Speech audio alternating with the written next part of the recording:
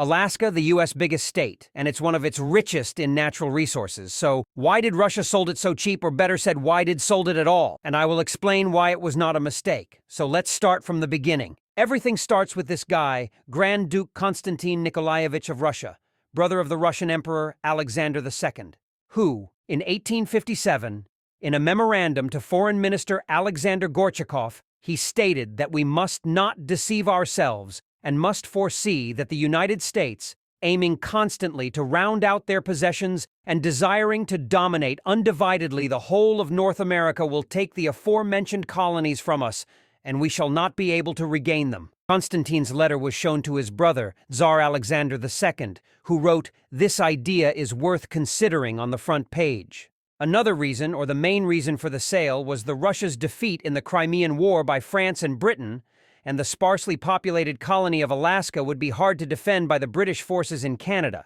And the Konstantin's proposal, which he wrote as the United States was the main threat, was just a desire not make the Tsar mad because he felt animosity towards Britain, but that proposal was the trigger for the justified sale of Alaska. Konstantin's proposal found support in several important people, but the important thing is that it found support in Russian Minister to the United States, Eduard de Steckel, who, over the winter of 1859 to 1860, held meetings with Assistant Secretary of State John Appleton and California Senator William M. Gwin. Steckel reported a conversation to the Russians in which he asked what price the United States government might pay for the Russian colony, and Senator Gwin replied that they might go as far as $5 million, a figure Gorchakov found far too low. To make the deal more appeasing to the Americans, Steckel proposed a renewal of the Russian Alaska Company, or RAC's, charter. 2 of its ports were to be open to foreign traders, and commercial agreements with Peru and Chile to be signed